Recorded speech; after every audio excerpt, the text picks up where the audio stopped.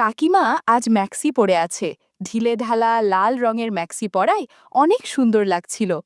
কাকিমা বলল, তোমার জাদুর কাঠিটা বের করো, আমি একটু দেখতে চাই কেমন দেখতে।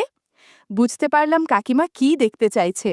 আমি জাদুর কাঠি দিয়ে বললাম, এটা সবার মনের ইচ্ছা বুঝতে পারে। এরপর কাকিমা আমার জাদুর কাঠি নিয়ে যা করলো তা কোনো দিন ভুলব না। আমার নাম কুনাল, দমদম মতিঝিল এলাকার বাসিন্দা। আমাদের বাড়ি আজও একান্নবর্তী, মা বাবা, কাকা কাকিমা আর আমার বাবার বড় ভাই, জেঠামশাই ও জেঠিমাকে নিয়ে এক জমজমাট সংসার। আমি আমার বাবার বড় সন্তান।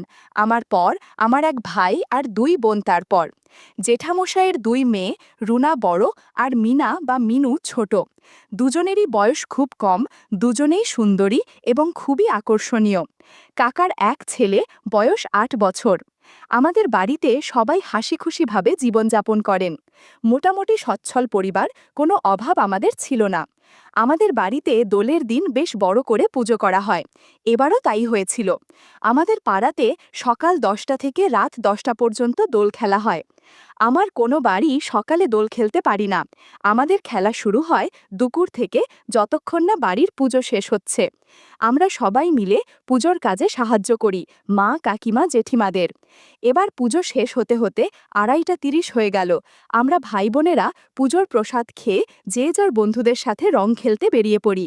আর এবারও প্রায় ৩টে নাগাদ আমি বেরিয়ে পড়লাম। আমাদের বাড়ির কয়েকটা বাড়ি পরে একটা সরু গলি আছে। কোনো এক সময় নর্দমা ছিল, আজ আর নেই। এখন শুকনো খটখটে একটা কানাগলি মাত্র। আর গলিতেই আমার কুমার জীবনের অবসান হয়েছিল, আর তাও আমার জেঠামশায়ের বড় মেয়ে রুনার কারণে।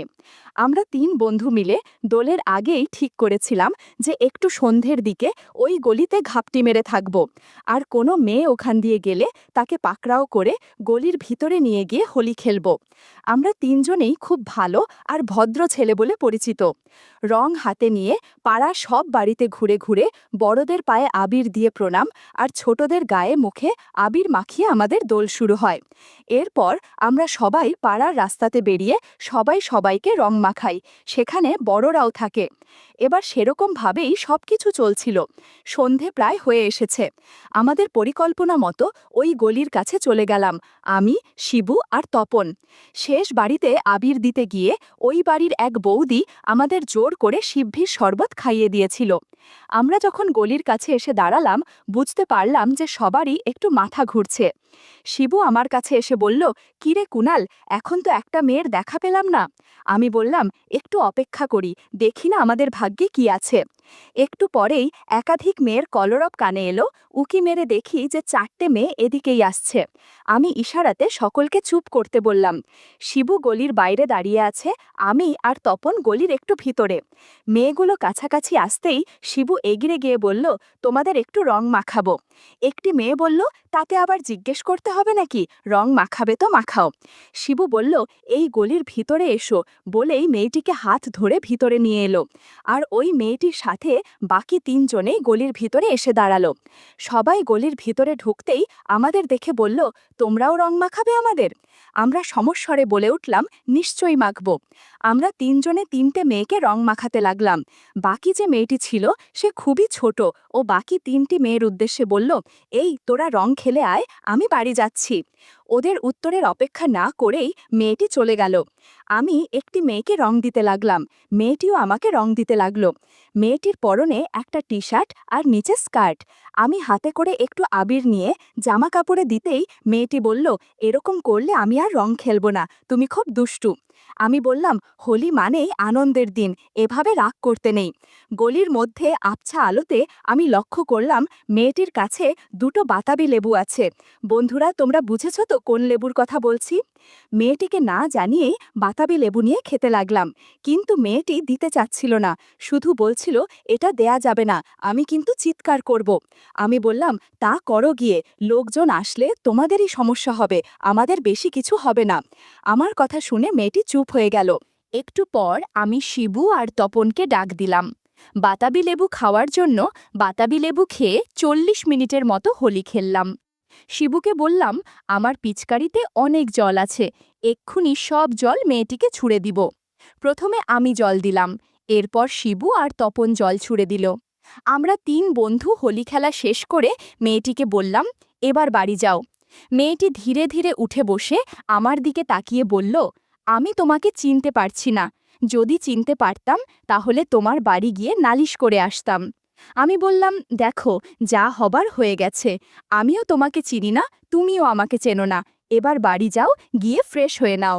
হ্যাঁ, আর একটা কথা, তোমার তো কোনো ছেলে বন্ধু নেই, আর আমার কোনো মেয়ে বন্ধু নেই। যদি আমাকে তোমার বন্ধু করতে চাও তো কাল সন্ধ্যের সময় এখানে এসো, আমি এখানে তোমার জন্যে অপেক্ষা করব। এর উত্তরে বলল, কেন, একবার করে বুঝি মন ভরেনি? কালকেও হোলি খেলবে নাকি? শুনে আমি একটু হেসে বললাম, কাল যদি তুমি নিজের ইচ্ছায় না দাও তাতেও কোনো সমস্যা নেই। আমরা শুধু গল্প করব আর দুজনে দুজনকে চিনে নেব। ও আর কোনো কথা না বাড়িয়ে বাড়ি চলে গেল। শিবু বলল, আজকের হোলি দারুণ হয়েছে, অনেক মজা করেছি। আমরাও ওর কথাতে একমত হলাম। আর দেরি না করে গলি থেকে একজন একজন করে বেরিয়ে এলাম। কিছুক্ষণ এদিক ওদিক ঘুরে বেরিয়ে যে যার বাড়ি চলে গেলাম। রাতে বাড়ি ফিরে বাথরুম ফাঁকা পেয়ে সোজা ঢুকে পড়লাম আর ভালো করে সাবান শ্যাম্পু দিয়ে স্নান করে বেরিয়ে এলাম। একটা বারমুডা আর টি শার্ট গায়ে দিয়ে সোজা রান্নাঘরে গেলাম, যদি কিছু খাবার পাওয়া যায়।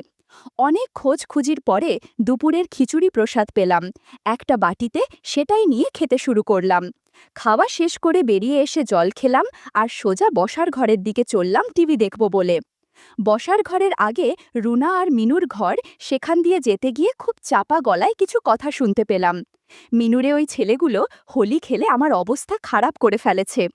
এরপর মিনু বলল, যাই বল দিদি, এই প্রথম হোলি খেলে অনেক আনন্দ হয়েছে। প্রথমে একটু অদ্ভুত লাগলেও পরে ভালোই লেগেছে। ওরা এক্ষুনি বেরোবে, তাই আমিও চট করে ওদের ঘরের সামনে থেকে সরে গেলাম আর বসার ঘরে গিয়ে টিভি চালিয়ে দিলাম। ভাবতে লাগলাম, গলির মধ্যে আমরা ৩ বন্ধু যাদের সাথে হোলি খেলেছি, তার আমার বোন, রুনা আর মিনু। আর কালকে যদি আমাকে দেখে ওরা বাড়িতে বলে দেয় তো মহা বিপদ হয়ে যাবে। ভাবতে লাগলাম কি করা যায়। শিবু বা তপনকে বলা যাবে না, তাহলে ৫ কান হবে। যা করার আমাকেই করতে হবে। রুনা মিনু রাতের খাবার খেয়ে বসার ঘরে এলো।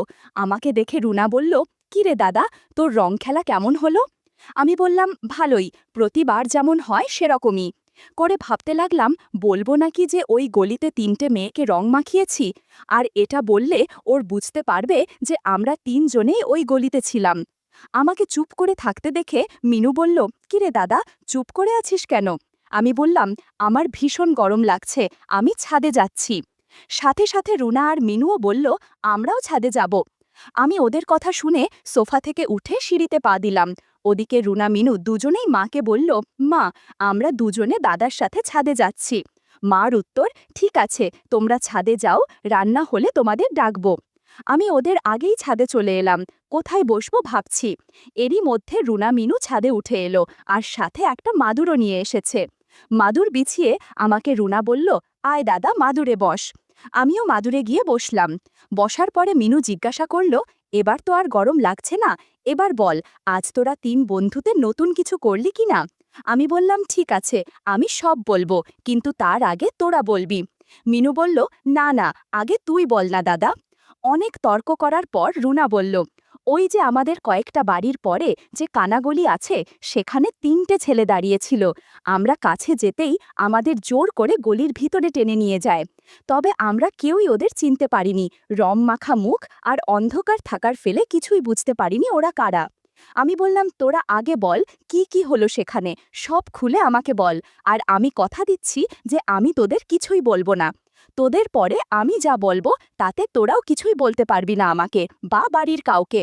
মিনু মুখ নিচু করে বসে আছে। বুঝলাম মিনু কিছুই বলবে না। তাই আমি বললাম, ঠিক আছে, আমি নিচে যাচ্ছি। তোরা যখন আর কিছুই বলবি না, তো এখানে চুপ করে বসে থেকে কি হবে? এই বলে আমি উঠে দাঁড়ালাম। আর তাতেই মিনু আমার হাত ধরে বলল, দাদা, যাস না রে, আমরা সব বলবো। দেখ, আমাদের তো এই সব কথা বলার আর কেউ নেই। তুই আমাদের একাধারে দাদা আর বন্ধু, তাই তোকেই আমাদের আজকের ঘটনা বলছি। মিনু বলল, ছেলেগুলো আমাদের থেকে বাতাবি লেবু নিয়ে খেয়েছে। আমরা অনেক বারণ করেছিলাম, কিন্তু ওরা আমার কথা শোনেনি। বাতাবি লেবু খেয়ে হোলি খেলেছে। শেষের দিকে ৩ জন ওদের পিচকারি দিয়ে জল দিয়েছে আমাদের জামা কাপড়ে। এমন অবস্থায় আমি আর রুনাদি কি করব বুঝতে পারিছিলাম না। এমনকি প্রথম হোলি খেলাত আমরা ঠিকভাবে হাঁটতে পারছিলাম না, খুঁড়িয়ে খুঁড়িয়ে বাড়িতে চলে আসি। একটু পর মা রাতের খাবার খেতে ডাক দিল। রুনা আর মিনু চলে গেল, আর আমি খোলা ছাদে শুয়ে আছি, মনে মনে আজকের ঘটনা কল্পনা করছিলাম। একটু পরে মনে হলো কে যেন আমাকে ধাক্কা দিচ্ছে। চোখ খুলে দেখলাম যে কাকিমা আমার সামনে ঝুঁকে রয়েছে। আমি তাকাতেই একটু মুচকি হেসে বলল, ঘুম, তখন থেকে ডাকছি, ঘুমোই আর ভাঙছে না তোমার। কাকিমা আমার থেকে বয়সে বেশি তফাত না থাকায় আমাকে তুই না বলে তুমি করেই বলে। কাকিমা বলল, ঘুম তো পাবেই, এত ধকল গেল তোমার। আমি বললাম, কিসের ধকল, আজ তো কোনো কাজই করিনি আমি। কাকিমা বলল, কেন মিথ্যে কথা বলছো, গলির মধ্যে হোলি খেলে মিথ্যা বলা হচ্ছে? আমি চোখ বড় বড় করে বললাম, কি বলছো? কাকিমা বলল, ছাড়ো তো তোমার কাকুর কথা, কিছুই পারে না সে। আমার নজর অনেক দিন থেকেই তোমার ওপর ছিল, তোমার সাথে গল্প করতে অনেক ভালো লাগবে। এরপর কাকিমা দুটো ডাব আমার সামনে রেখে বলল, এগুলো খাও আর আমার সাথে গল্প করো, না হলে রাতের খাবার পাবে না কিন্তু। আমি আর কথা বাড়ালাম না, খোলা আকাশের নিচে কাকিমার সাথে কিছুক্ষণ গল্প করলাম আর ডাব খেলাম। বন্ধুরা, তোমাদের বলে রাখি, আমার কাকিমা কিন্তু অনেক সুন্দরী। কাকিমা বাড়িতে শাড়ি আর ব্লাউজ পরে থাকেন, মাঝে মাঝে ঘুমানোর আগে ম্যাক্সি পরে ঘুমান।